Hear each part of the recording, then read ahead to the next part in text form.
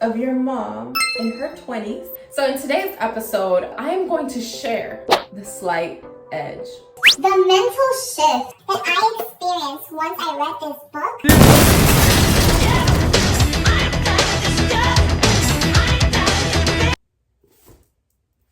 Turning simple disciplines into massive success and happiness. Jeff Olson. Take a screenshot. So honestly, this is gonna be my one of many book reviews for you gents, and I apologize with the lighting here. I don't know what's going on with the lighting.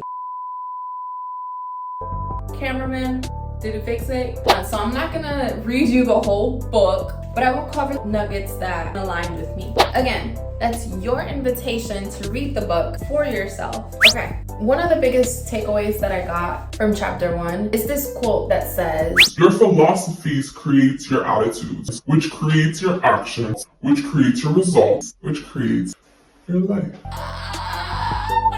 And if that ain't the truth. So let's give you an example. Let's apply that to life. If you think life is hard, you start to feel like life is hard. So you start to act like life is hard. And if you're acting it out. So moving on, another takeaway, it says the slight edge is relentless and it cuts both ways. Simple daily disciplines or simple errors in judgment consistently over time will either make you or break you. That is the seed of the slight edge. Little things you do on your day-to-day basis matter. You're either going up or you're going down. You can't do both in this physical realm. Another takeaway that I really adopted from this book is the philosophy of going slow to go fast. He opens up the chapter with a quote, "Rome wasn't built in a day." And I would add, it was built every day for a consistent period of time. So before, I used to view baby steps as insignificant or like they don't matter. Like it's all about the big momentums, the big moves. What this book did an amazing job at is explaining the truth about compounded baby steps. Like the baby steps are baby steps for you to keep this sustainable. The power of momentum, slow and steady wins the race. Don't forget that. Taking those baby steps every single day, that's getting me closer to the destination that I want. Not what society picked, it's what I picked. Take it one step at a time, because you will get there. Just like that GPS system in your phone or on your car, and you press go, you trust that you're gonna get there. Yes, there might be a couple stops. I mean, endless of things can happen on your way there, but yet you trust that you'll get there. Gents, the computer that we have in here works the exact same way. It's all perspective, babies. So slowing down to go fast for me is honoring the moment, because there's a flow of life that is inedible. And let's take nature, for example. Like when you want an apple tree, first you have to plant it. You plant, you cultivate, and then you harvest, right? You have to plant the idea. You have to plant your business. Whatever it is, we have to start with the seed.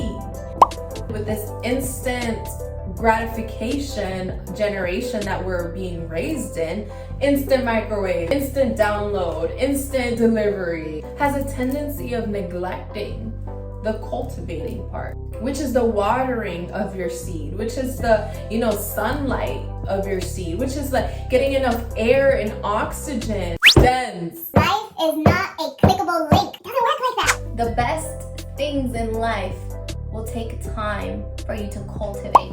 next takeaway. Ooh, this one's good. The secret to happiness is to remember that success is not the key to happiness, but happiness is the key to success. I even put a big heart on it. I have nothing to add, assuming that you get it. He was right. Success is not the key to happiness. There are successful people that they don't like themselves. Shoot, some even go as far as to killing themselves. Greatness is always in the moment of decision.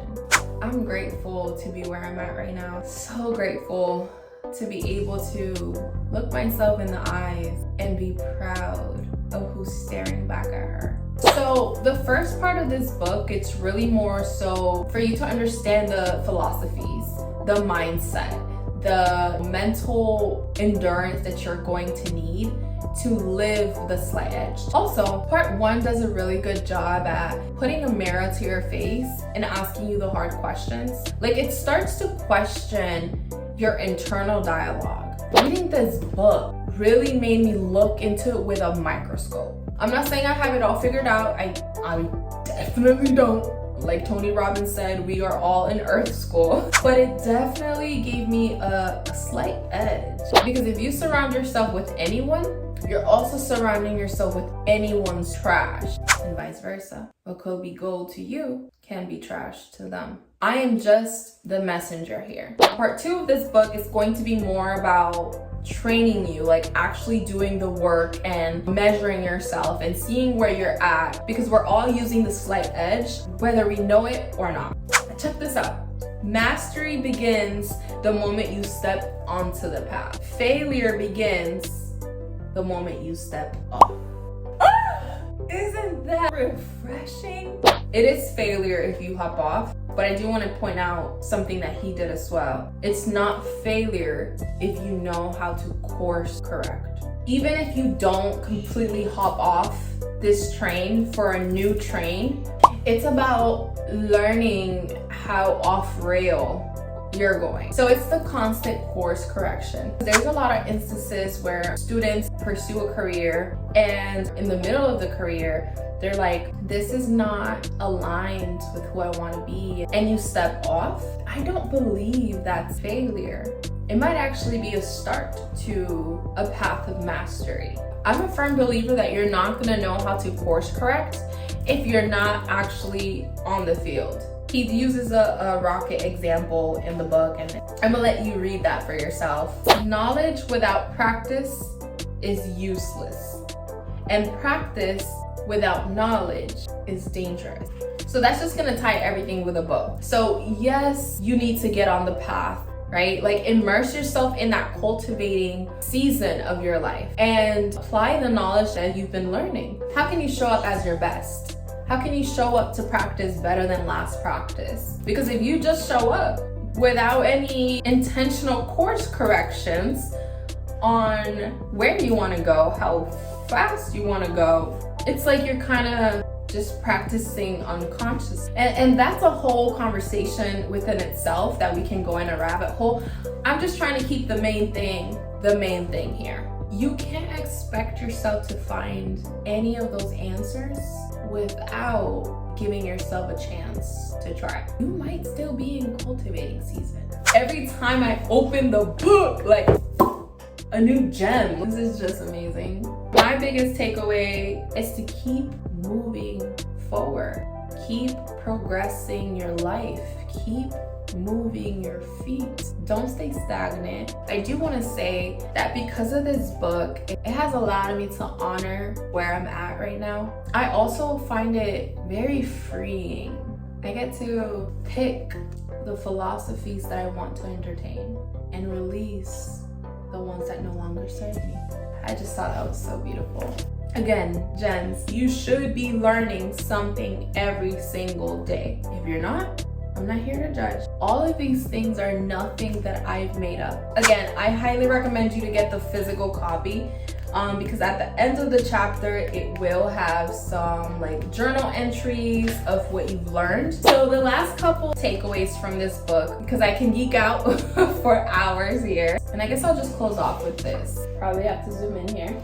And it reads, your habits come from your daily activities compounded over time. And your activities are the results of the choices you make in the moment. Your choices come from your habits of thought, which are the product of your thinking, which comes from the view that you have of the world and your place in it, aka your philosophy. So with that said, show up consistently with a positive outlook. Be prepared and committed for the long haul. Cultivate a burning desire backed up by faith, and be willing to pay the price. And the things you've committed to doing, even when no one is looking. I definitely would recommend this book to anyone. It's been such an instrumental book for me. It was recommended by one of my mentors, so you know I had to share it with my babies. I genuinely hope that this was helpful. For those that are new here and are not my kids, welcome to the family.